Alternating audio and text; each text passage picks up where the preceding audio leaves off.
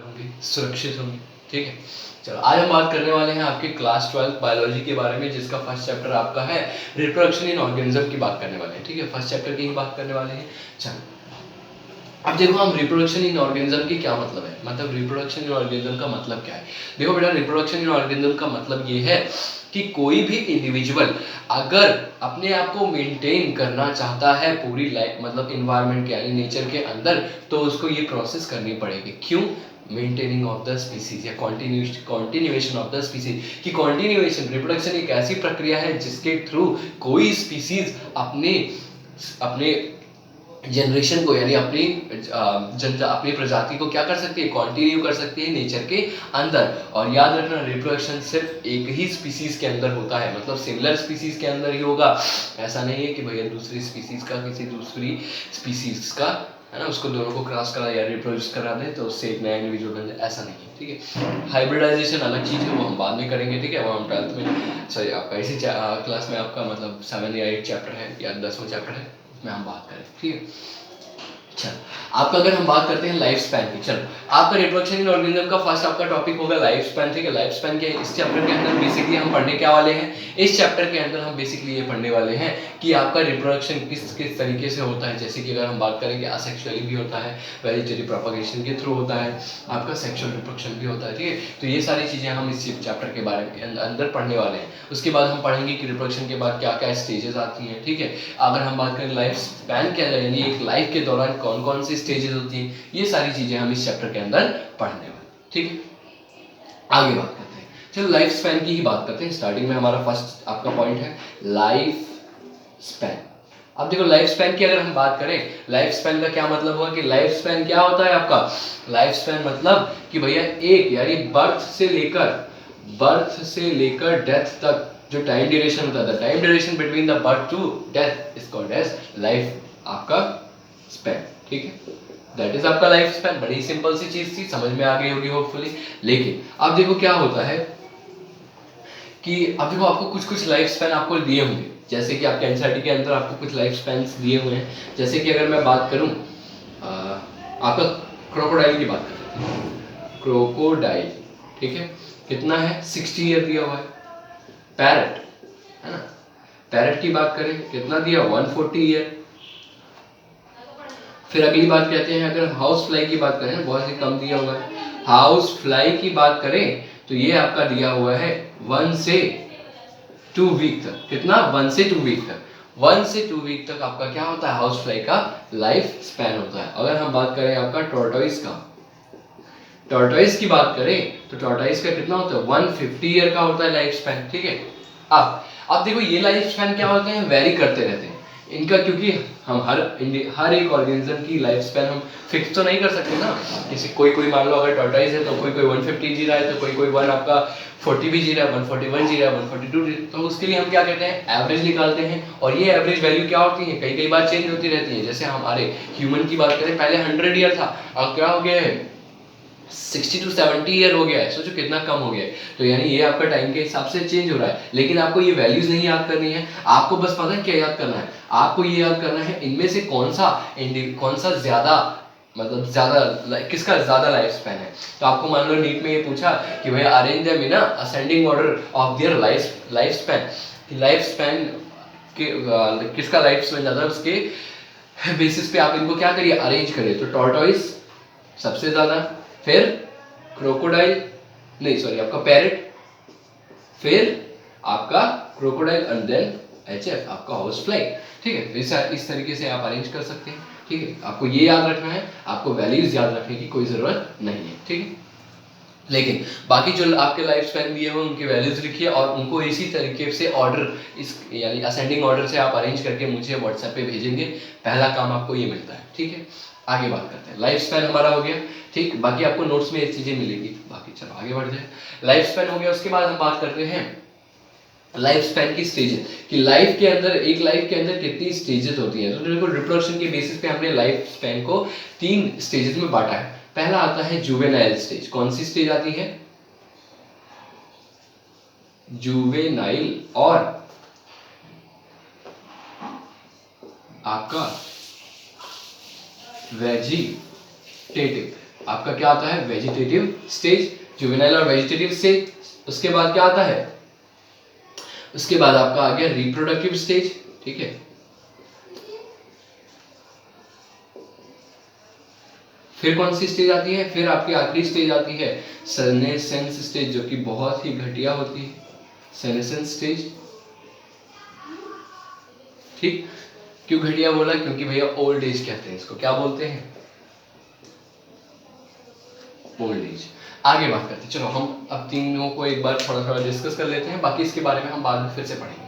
Juvenile stage की बात करें या वेजिटेटिव स्टेज की बात करें, तो जुवेनाइल स्टेज या वेजिटेटिव स्टेज का मतलब होता है ग्रोथ स्टेज। इसको हम क्या बोलते हैं, ग्रोथ स्टेज बोलते हैं। कौन सा स्टेज, ग्रोथ फेज। अब देखो ग्रोथ फेज से हमारा क्या मतलब है कि भैया आपका यानी रिप्रोडक्शन यानी रिप्रोडक्टिव स्टेज से पहले जो आपको मैच्योरिटी चाहिए, उस मैच्योरिटी को बनाने के लिए रिस्पॉन्सिबल आपका जुवेनाइल फेज होता है, जो कि ग्रोथ करवाता है, ठीक है, इंडिविजुअल की। जैसे ठीक है, सारे ऑर्गन्स क्या होते हैं इसमें, वेल डेवलपिंग प्रोसेस में होते हैं, ठीक है। तो जुवेनाइल स्टेज, अब एनिमल्स के लिए हम इसको जुवेनाइल बोलते हैं, एनिमल्स के लिए क्या बोलते हैं, जुवेनाइल, और प्लांट्स के लिए हम इसको क्या बोलते हैं, वेजिटेटिव स्टेज बोलते हैं, ठीक है। दोनों अलग अलग है। चलो आगे बात करते हैं।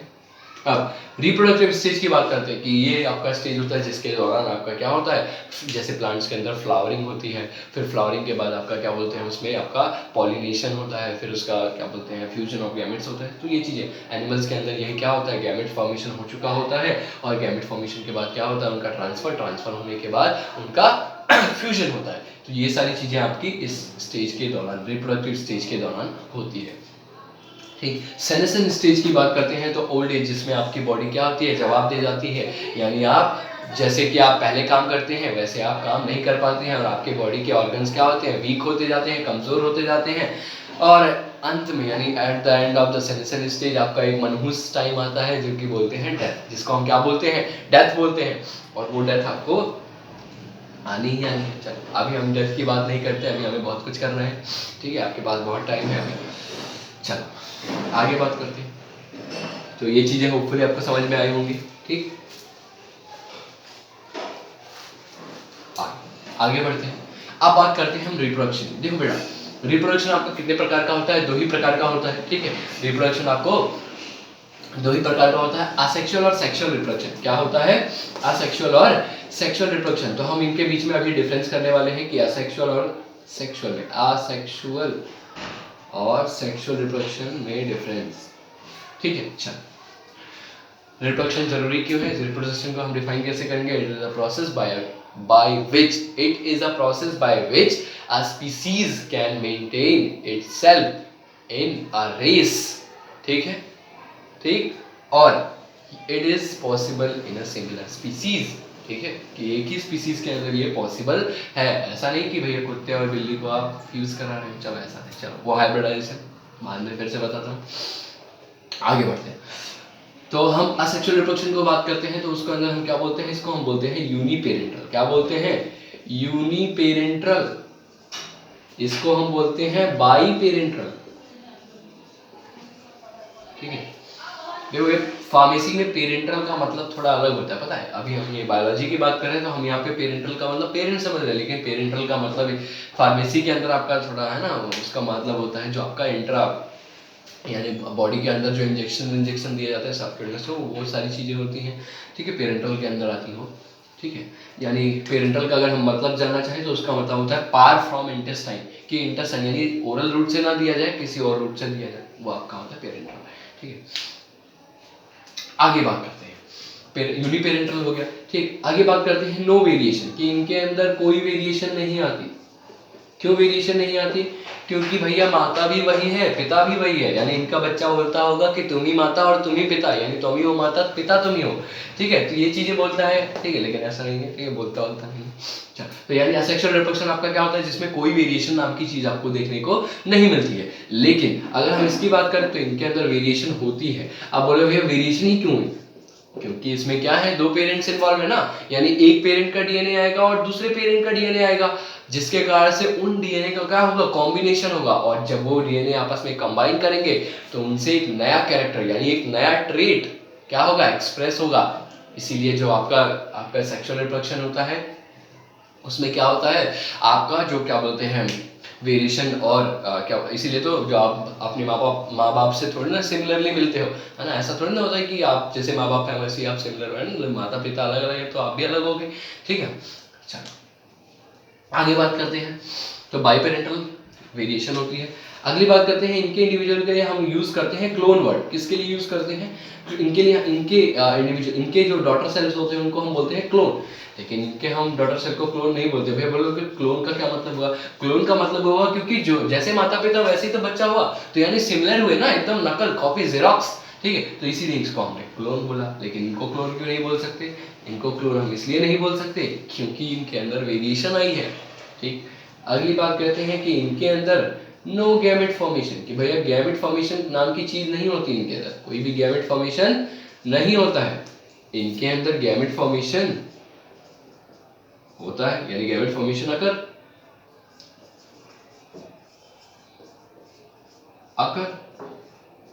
ठीक, इतनी चीज।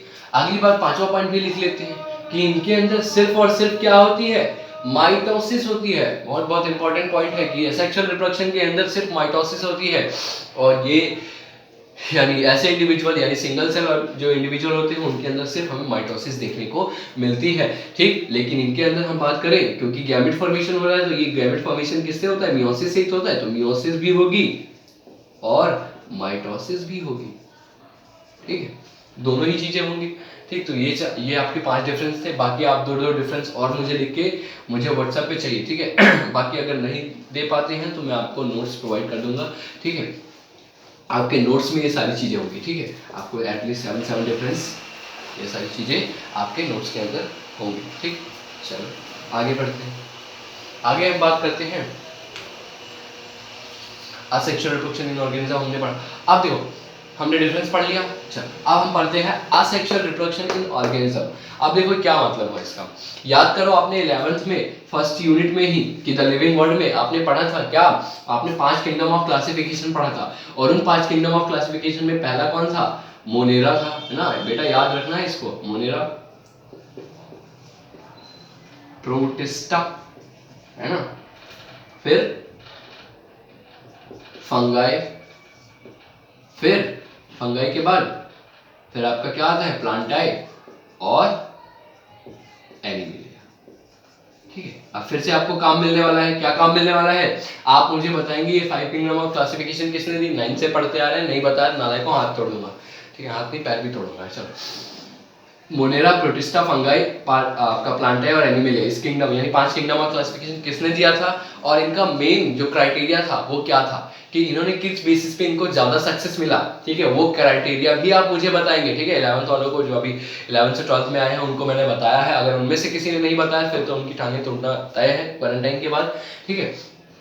लेकिन मोनेरा, प्रोटिस्टा, फंगाई, ठीक है, ये चीजें आप तीन क्वेश्चन हो गए ना। आप मुझे सेक्सुअल रिप्रोडक्शन में, और आप मुझे लाइफ स्पैन के बारे में बताएंगे, और आप मुझे इस साइंटिस्ट का नाम भी बताएंगे जिसने 5 किंगडम ऑफ क्लासिफिकेशन दिया है, और आप मुझे क्या बताएंगे उसके बाद? आप मुझे बताएंगे कि इसका मेन क्राइटेरिया क्या था इनके अरेंजमेंट का, ठीक है, इनकी क्लासिफिकेशन का मेन क्राइटेरिया क्या था, ठीक है। 5 क्राइटेरिया थे वैसे तो, लेकिन इनका मेन सक्सेस का क्राइटेरिया जो था वो आप मुझे बताएंगे, ठीक है। आगे बात करते हैं। चलिए, तो हम इनमें पहले ही ग्रुप के बारे में बात कर लेते हैं, पहले 2 ग्रुप के बारे में, क्योंकि ये क्या है? Single cell. ये दोनों ही ग्रुप क्या है? सिंगल सेल ऑर्गेनिज्म, मोनेरा और प्रोटिस्टा। चलो, मोनेरा और प्रोटिस्टा की बात कर लेते हैं। तो इनके अंदर क्या होता है? महज हमें सेल डिवीजन देखने को मिलता है, यानी सेल डिवीजन के थ्रू ये क्या करते हैं? रिप्रोड्यूस करते हैं। सेल डिवीजन के थ्रू ये रिप्रोड्यूस करते हैं। अब बोलोगे भैया आप लोग कि सेल डिवीजन तो जो होती है वो तो ठीक है, लेकिन इनके अंदर भैया फिर ग्रोथ क्या चीज होगी, ठीक है। आप ये क्वेश्चन उठा सकते हो, अगर आप 11th में अच्छे से पढ़ के आए होंगे तो आप क्वेश्चन उठा सकते हो कि सेल डिवीजन में क्या है कि मोनेरा, प्रोटिस्टा, यानी मोनेरा और प्रोटिस्टा की बात करें तो सेल डिवीजन आपका ग्रोथ और रिप्रोडक्शन दोनों के लिए ही रिस्पॉन्सिबल होता है। अब बोलो ये क्या चीज फंसा दिया आपने कि भाई दोनों चीज कैसे हो गया? देखो क्यों, क्योंकि आप खुद ही देखो ना, सेल डिवीजन ही तो हो रहा है। अब इन सेल डिवीजन में क्या होगा? देखो, ग्रोथ भी इनका सेल डिवीजन। ग्रोथ कैसे हम पता करें? हमने ग्रोथ पढ़ा था, ग्रोथ की डेफिनेशन क्या है कि भैया जब आपका मास बढ़ता है, यानी सेल डिवाइड करके जब मास बढ़ता है, that is called as growth. तो यहाँ पे तो ग्रोथ और रिप्रोडक्शन दोनों ही क्या है, साइनोनिम्स है। किसके लिए? आपके मोनेरा और प्रोटिस्टा के लिए। बहुत ही इंपॉर्टेंट पॉइंट है, इसको आप नोट कर लीजिए, इसको अंडरलाइन कर लीजिए, जैसे भी करना हो लिख लीजिए, कैसे भी, ठीक है।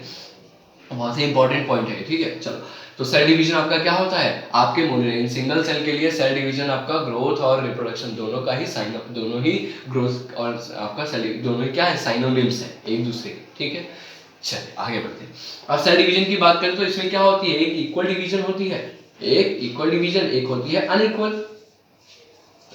इक्वल में क्या आता है, अगर भैया दो, एक से दो बन रहे हो, देखो अब इक्वल डिवीजन का मतलब हुआ, यानी इक्वल डिवीजन मतलब फिजन। फिजन मतलब क्या होता है भैया, बराबर बंटना, है ना। ऐसा क्या किया आपने कि मान लो पिज्जा था, उसको बीच में ऐसे तलवार से मारा तो बराबर कट गया, ठीक है। तो वो चीज आपका क्या हो गया, आपका फिजन। तो फिजन आपका क्या हो सकता है, दो प्रकार का हो सकता है।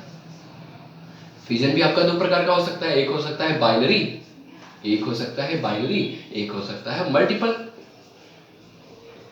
ठीक है। अब बाइनरी फिजन में क्या होगा, बाई मतलब दो, ठीक है। बाइनरी फिजन यानी दो, अगर एक इंडिविजुअल से यानी एक सेल से दो सेल बन रहे हो, that is binary fission. Amoeba, कौन ना बचपन से पढ़ते आ रहे हैं, अमीबा। मल्टीपल फिजन का एग्जांपल, मल्टीपल में क्या है कि एक ही सेल है और बहुत सारे उसमें क्या हो गए, बट गए, तो वो भी आपका क्या हुआ, मल्टीपल फिजन का पार्ट हो गया ना।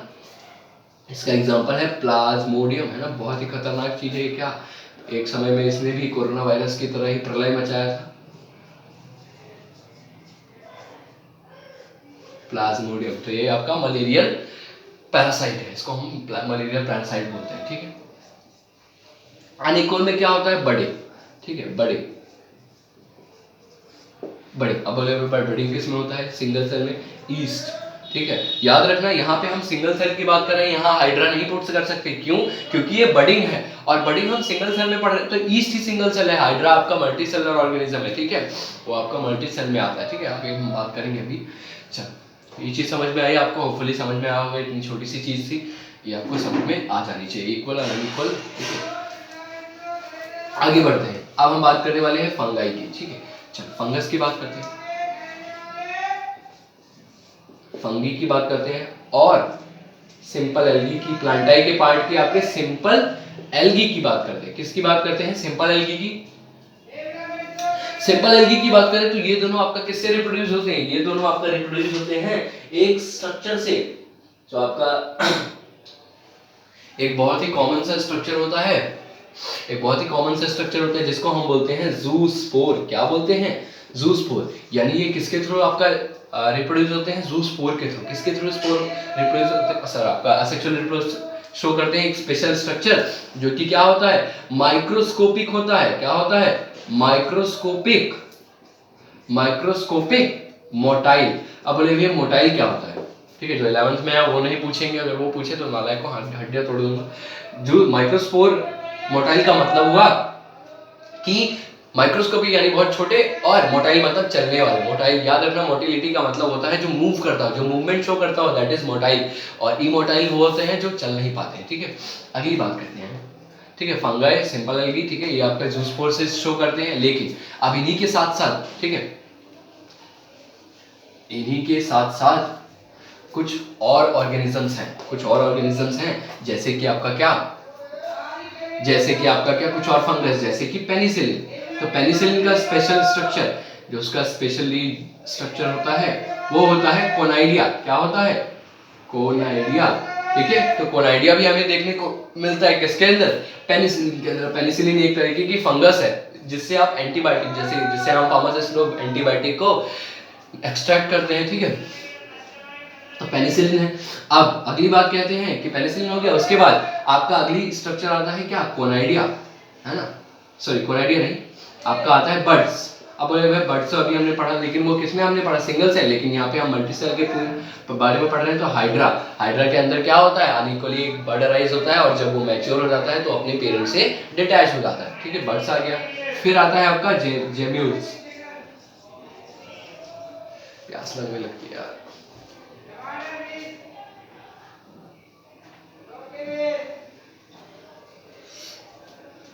चलो जेम्यूल्स, हाइड्रा हो गया आपका क्या, बर्ड्स में आपका हाइड्रा एग्जांपल हो गया, ठीक है।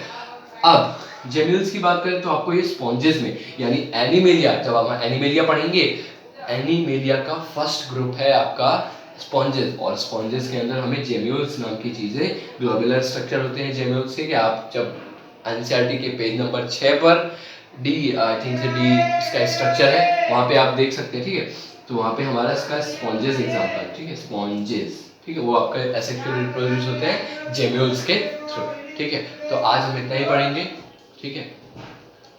तो बाकी क्लासेस आपके कल होंगे, और जितना काम दिया है वो काम मुझे व्हाट्सएप पे चाहिए, या आप इसी लिंक, सॉरी इसी वीडियो के कमेंट सेक्शन में आप बता दीजिए, ठीक है। अगर आपको वीडियो अच्छा लगा हो, ठीक है, हर यूट्यूबर की तरह मैं भी बोल देता हूँ, अच्छा लगा हो तो लाइक कर दीजिएगा, सब्सक्राइब कर दीजिए, है ना, बेल आइकन को भी टिक कर दीजिएगा, चल ठीक है। तो होपफुली